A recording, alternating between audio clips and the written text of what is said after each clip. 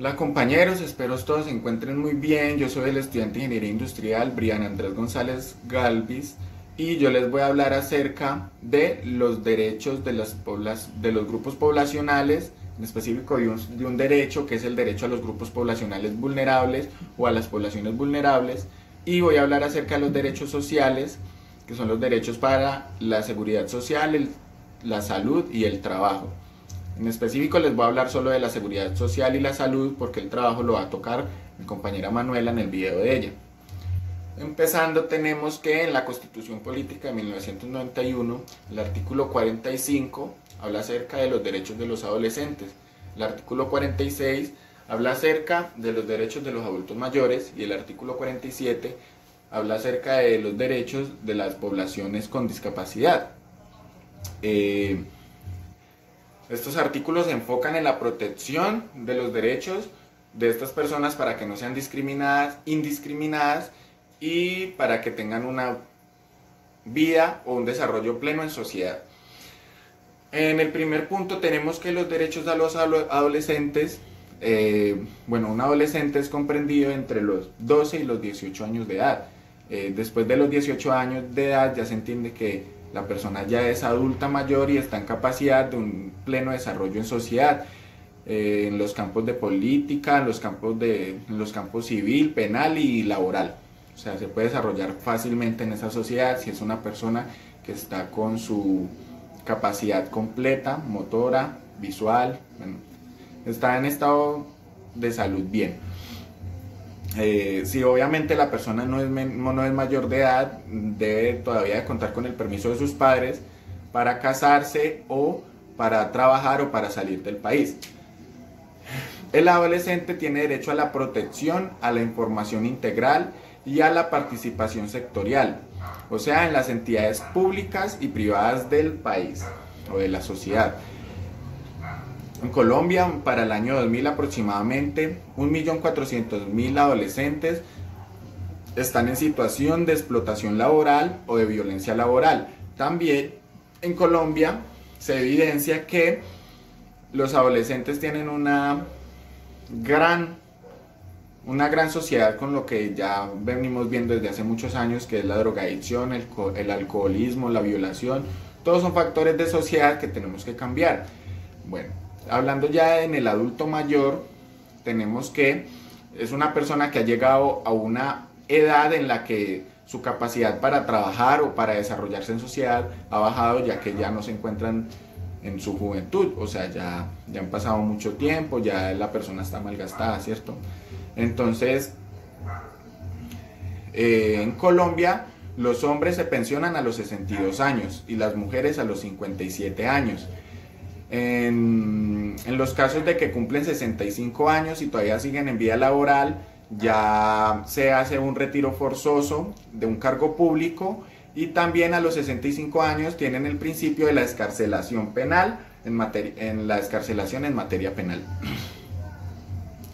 El adulto mayor tiene derecho a la protección, a la asistencia y a la integración en la sociedad, tiene derecho a la seguridad social, o sea, a la pensión social o a la pensión después de jubilarse, y tiene un derecho al subsidio alimentario. En particular, la pensión jubilacional es un derecho que se les vulnera mucho. Bueno, retomando, tenemos que en Colombia solo el 24% de las personas adultas o del adulto mayor gozan del derecho de la jubilación o la pensión por jubilación. La acción de tutela opera de manera masiva para ayudar a defender este derecho. Ya en el tercer grupo, que es la población en discapacidad, tenemos que la expresión políticamente correcta para referirnos a ellos es que están en una situación de discapacidad. Puede ser física, motora, puede ser sensorial, visual o auditiva, o psíquica, una enfermedad mental. Tienen derecho a una atención especializada, a la protección y prevención, a la rehabilitación y a la integración social. Por ejemplo, estas personas utilizan dos métodos para la protección de sus derechos, que son la acción de tutela, que es en los casos de discriminación social, o la acción popular, que es en los casos en los que la persona está en la calle o en un restaurante y no tiene rampas de acceso, si tiene una discapacidad motora o una discapacidad visual, no tiene pues cómo entrar o identificarse con las cosas. Bueno, ya entrando en materia de los derechos sociales, tenemos al derecho a la seguridad social, que es el derecho a proveer protección especial a las personas que ya no se encuentran en capacidad laboral, como por ejemplo los discapacitados, los adultos mayores y por muerte. Bueno, la seguridad social protege estos tres campos, protege los campos de la discapacidad, el adulto mayor y la muerte. Dando un ingreso económico a una persona, si es afiliada, o beneficiando también al afiliador. La seguridad social debe cumplir con algunos estamentos como lo son la cobertura nacional, la eficacia en la hora de pensionar a una persona y la igualdad para todos. O sea, todo adulto mayor, toda persona que esté en una condición de no poder trabajar más debe de estar afiliado a un fondo de pensiones para que goce de una jubilación mejor. Ante el riesgo de la invalidez, se llama pensión por invalidez, que es cuando una persona no está en capacidad física para trabajar. Según el video del profesor, tenemos que hay unas personas que califican a esta persona, y si la persona está sobre el 50% de su capacidad laboral, o sea, su invalidez está sobre el 50% de su capacidad, ya esta persona se debe de jubilar dándole una pensión. Esta persona, digamos, yo llevo trabajando 5 años, pero entonces no he completado mi tiempo de cuotas para jubilarme. Esta persona debe cumplir con un mínimo de cuotas para poder recibir esta pensión. Si digamos yo llevo 1 año trabajando y no he cotizado ni una cuota, pues no me puedo pensionar. Ya tenemos también ante el riesgo a la vejez, que se le otorga a una persona cuando tiene dificultad para trabajar, ya está muy viejita, no se desarrolla bien en la calle, le da miedo pasar las calles. Bueno, sí, le da miedo trabajar ya porque está muy viejita. Esta se llama pensión por vejez o por jubilación. Y ya tenemos la pensión por muerte, que es la pensión que se le da a las personas, a las familias cercanos de la persona que murió. En este caso tenemos varias relaciones, que es cuando la persona muere, se le da la pensión a los hijos dentro del matrimonio o por fuera del matrimonio, o si tiene todavía su esposa o su cónyuge, se le da a la esposa, o si está viviendo en unión libre, se le da a la persona que vivió con él. Tiene que haber un reporte de que vivió más de 5 años con esa persona para poder recibir la pensión.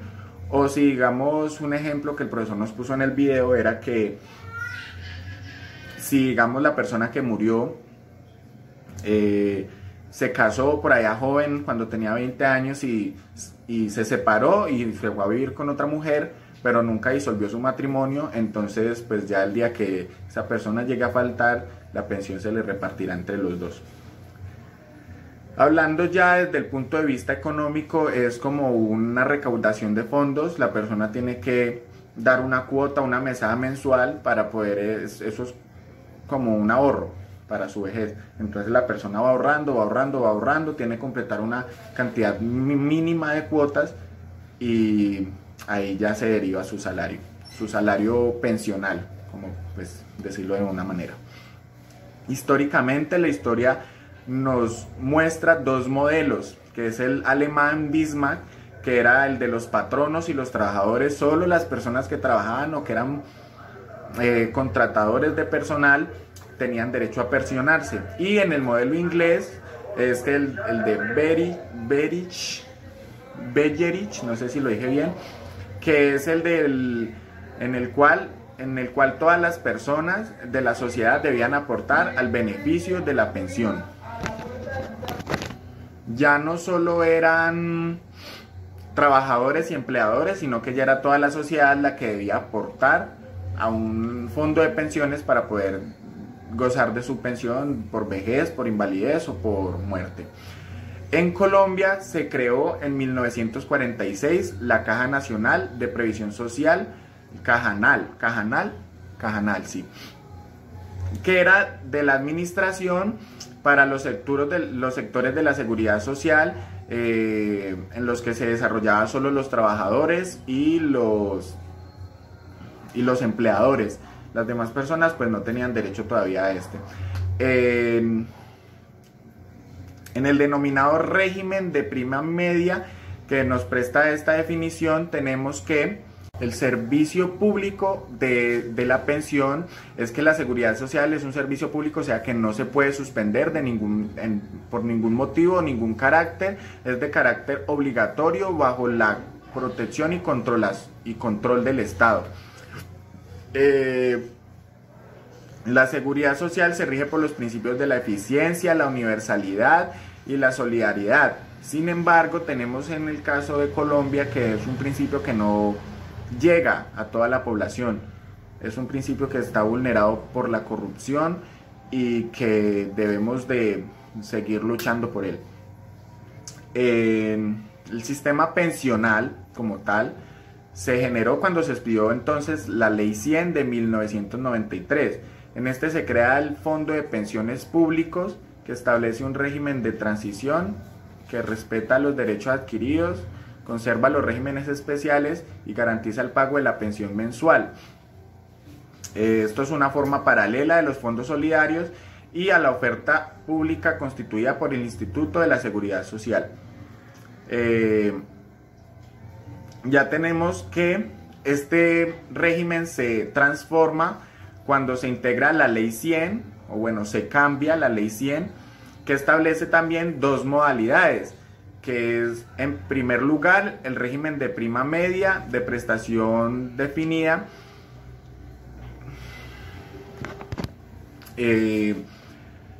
Esta primera se desarrolla de la siguiente manera: las personas activamente trabajadoras son las que van a aportar a la pensión de las personas que no están trabajando. O sea que esto es como una pirámide que implica solidaridad intergeneracional, y en sí es como una relación de solidaridad con las personas que no están aportando a la pensión. Y el régimen de contribución definida o el ahorro individual es que cada persona es la que aporta a su pensión. O sea que el Estado no interviene, los terceros no intervienen, soy yo el que tengo que ver por mi pensión, yo soy el que tengo que dar mi cuota, yo soy el que esté o no esté trabajando, yo soy el responsable de mi pensión. Ya tenemos que las reformas posteriores a esta ley son la Ley 100, que representó un avance respecto de la situación anterior y generó las bases para un mayor orden del sistema pensional en Colombia. Pero la inequidad, la baja cobertura y la invalidez financiera hacen que se generen nuevas soluciones que para ese momento no se tenían previstas, que fue para ese momento se expidió el acto legislativo de la ley número 1 del 2005. Según esta reforma constitucional se garantizan los derechos adquiridos. Hacia el futuro el Estado deberá aportar a la seguridad social y hacerla que sea sostenible para las personas. A partir del 31 de julio del 2010, de manera que se suprime los regímenes especiales y establecen en leyes de coerción colectiva o de fondos abiertos, salvo para el presidente de la República y para los militares, que no podían, como quien dice, acoger esta legislación, sino que tenían que seguir con la legislación pasada. Los requisitos de hoy en día para adquirir a la pensión es que a partir del 2013 o antes del 2013 las personas se jubilaban a los 55 años las mujeres y a los 60 años los hombres. Tenían que dar una cuota mínima de 1000 mesadas, más o menos son 20 años de trabajo seguido, para poder adquirir la pensión, la mínima pensión. 2 años después, creo que para el 2015, el 2014, un año después, aumentaron 2 años para poder jubilarse. Ya los hombres a los 62 se jubilaban y las mujeres a los 57, y aumentaron 250 cuotas, o sea, ya no eran 1000 sino 1250. Esto da que a mayor número de semanas cotizadas, mayor será la pensión, ¿cierto? Entonces, los topes de las pensiones son los siguientes. La pensión más baja es de un salario mínimo, que es la pensión a las personas que cotizan sobre el tope mínimo de cotizaciones, o antes no alcanzan a cotizar todas las semanas, sino que se jubilan y pues tienen un número de semanas ahí que por acción de tutela o por algún motivo no pudo seguir trabajando, entonces la persona movió su derecho de reclamación y pues obtuvo la tutela. Y la más alta en el sector público son de 24 salarios mínimos, que para el año 2010 este perjuicio respecta a los derechos adquiridos, y que pues si la persona siguió cotizando y siguió trabajando, pues la pensión seguirá aumentando. El mecanismo de protección es la acción de tutela, que es el instrumento propio para hacer efectivo el derecho del reconocimiento y el pago oportuno de la pensión de jubilación, siempre y cuando se demuestre que los motivos son válidos para que esta persona aplique la acción de tutela. En Colombia se ve que hay una discriminación pensional muy grande. El 74% de las personas de la tercera edad no están subsidiadas y son excluidas del sistema. Es un sistema regresivo que solo apoya al 0.1% de las personas, que por ende deberían ya de tener su pensión. El otro porcentaje, que es el 68.2%, se lo financian a personas que tienen salarios muy altos, como los que son los ministros.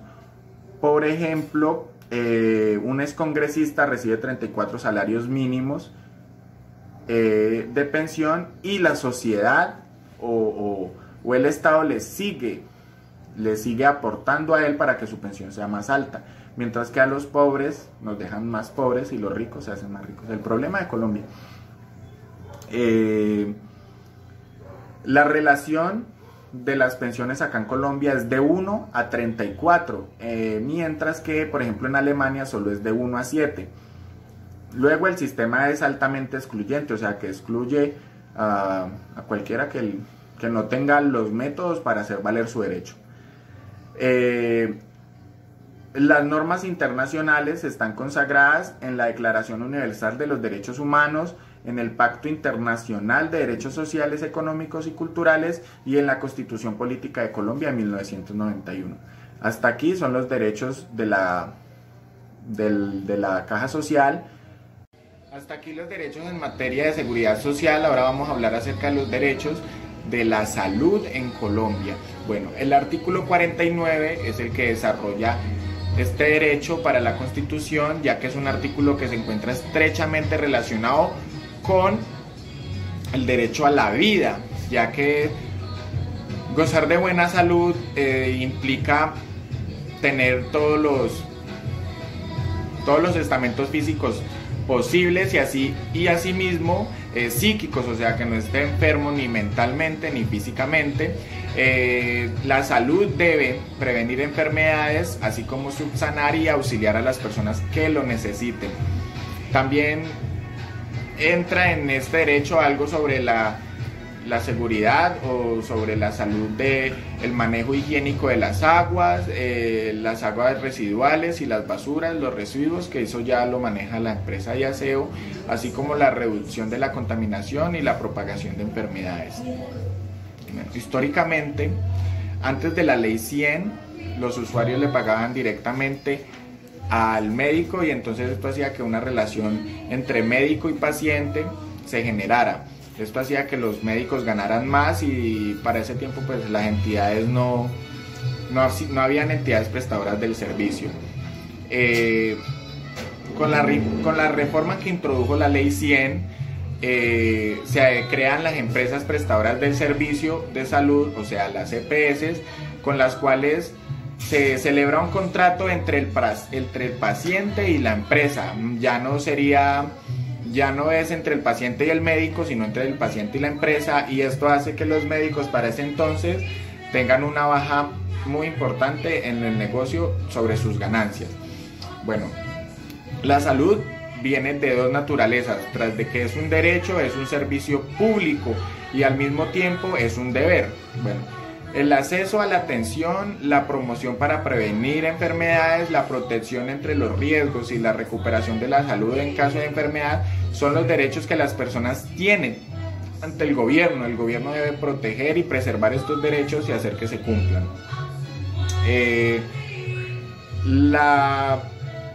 El servicio mínimo de salud, o sea, la atención primaria de salud debe ser gratuita, y en el artículo 50 de la Constitución dice que los niños durante el primer año de edad se les debe prestar una atención gratuita y no se les debe cobrar por eso. El derecho a la salud en general es un derecho fundamental, por tanto es irrenunciable, y también se puede hacer mediante la acción de tutela hacer que se respete este derecho. La salud, además de eso, como lo había dicho antes, también es un deber. Este implica que nosotros mismos debemos cuidarnos, hacer que no nos enfermemos para que pues los centros médicos no se abarroten de personas y pues se desarrolle mejor la actividad de la salud en el campo, ¿cierto? Existen varios regímenes, existen dos regímenes en sí, que es el del sistema de salud con la reforma introducida por la Ley 100 de 1993. Está el régimen contributivo y un régimen subsidiado, que ya es el famoso SISBEN. El primero, el régimen contributivo, pues se dice que se trae desde Chile, o sea, es una forma que se adoptó a una costumbre chilena, que es que la población que tiene capacidad para realizar aportes o pagos al servicio, pues ellos mismos se pagan su salud, le pagan a la empresa prestadora de servicio, ellos aportan para que se les dé un mejor servicio de salud. Y ya está el régimen subsidiado, que es para las personas que no tienen cómo pagar su salud, ya que ese es el SISBEN, que es el que la mayoría de las personas tienen. Esto tiene un desfalco, ya que la mayoría de las personas que trabajan o que tienen la forma de pagar, pues optan por meterse al SISBEN y así ahorrarse una cantidad de dinero que pues sirve para otras cosas también. Este derecho a la salud tiene varias características, que es organizar, dirigir y reglamentar la prestación del servicio de la salud. También tiene garantizar la disponibilidad, el acceso y la universalidad para que todas las personas puedan acceder a él. Establecer las políticas de prestación del servicio, que estas las establece el gobierno. Ejercer vigilancia sobre el control de las EPS. Esto ayuda a que las EPS sean sancionadas, porque la mayoría de las veces buscan guardarse el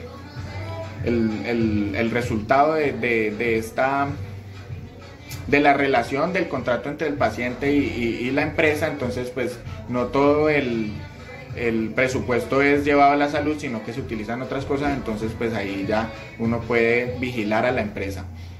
Financiar o cofinanciar el servicio con cargo a los presupuestos públicos. Asegurar la participación comunitaria en materia de salud. Prevenir y rehabilitar los casos de drogadicción. En este punto pues me parece importante, ya que este artículo tiene un parágrafo que dice que las personas drogadictas tienen derecho, así mismo como todas las demás personas, a una atención digna, y se les debe prestar especial atención a ellos, ya que son personas que se encuentran en una condición frágil en la sociedad. Entonces pues estas personas tienen derecho a la dosis personal y un acompañamiento de su familia con los médicos. En Colombia la salud ha mejorado a través del tiempo, pero su cobertura y su relación con las demás personas que se encuentran en estado de violencia o de pobreza extrema, pues la corrupción no ha dejado mucho. Por ejemplo, en el Chocó, para la época de la pandemia del COVID-19, las primeras camas de UCI se trajeron hace 40 años, cuando pues el único centro médico que había adoptó las primeras camas de UCI, pero apenas los primeros ventiladores se vinieron a traer este año por el tema del coronavirus o del COVID-19, que pues ahí se ve la evidencia de que la corrupción allá es, o sea, la salud no le llega a todo el mundo, mejor dicho. Pero sí que ha mejorado en 40 años. La maternidad, la mortalidad materna pasó de 311 casos a solo 60 por cada 1000 partos. La mortalidad infantil pasó de 232 a solo 30 por cada 1000 nacimientos, y la expectativa de vida la esperanza de vida pasó de 50 años a 71 o 75 años para las mujeres. También el Producto Interno Bruto que es aplicado hacia la salud es el 4%. La cobertura de este sistema sigue siendo muy baja, ya que el 20% no es atendido y la mayoría tampoco es afiliada al sistema de salud. Y además, las personas que trabajan y tienen ingresos están entrando al Sisbén, y esto genera que, digamos, una persona que viva en estrato 1, estrato 0, que no tiene cómo trabajar o cómo ingresar a la salud, que no tiene Sisbén, le esté quitando el puesto a una persona que vive en una casa en el Albernia, en el estrato 6, y tiene Sisbén y recibe este servicio, pues porque de pronto no quiere pagar otra persona. Se me pasó un dato, que es hablar acerca de la medicina prepagada. La medicina prepagada es obviamente más eficiente, más capaz, cubre la mayoría de la persona o de la salud de la persona que necesita que sea atendida. La medicina prepagada está regida por las leyes del comercio y como quien dice, la relación pública con la medicina prepagada no está muy bien estructurada. También se me pasa un dato. La violencia en Colombia es catalogada como una verdadera epidemia, ya que en Colombia la principal causa de muerte son los asesinatos y la violencia entre la familia, los accidentes de tránsito y los homicidios. El mecanismo de protección para este derecho es la salud, se ampara en la acción de tutela. Está el cerca por ciento de las personas que aplican este derecho es porque la salud no está cumpliendo bien con la característica o con el deber, que es suplir a todos con la necesidad suficiente para que las personas tengan un buen acceso a la salud. También tenemos la dosis personal, que, como se anotó a propósito del derecho al libre desarrollo de la personalidad, a una persona no se le puede juzgar porque ande con su dosis personal de bien sea pues las drogas que más están como supuestamente aceptadas en sociedad, la marihuana, que una persona que tenga medicada la dosis personal no se le puede quitar y no se le puede encarcelar porque ande con ella. Este derecho en especial protege a estas personas, ya que una drogadicción es una enfermedad y pues esta enfermedad a veces necesita de que esta persona vaya superando esta fase de su vida. Hasta aquí los derechos en materia de la salud. Ya pues nos queda faltando uno, que es el derecho al trabajo, pero pues ese derecho no lo voy a tocar yo. Así que muchas gracias por su atención y nos vemos para la próxima.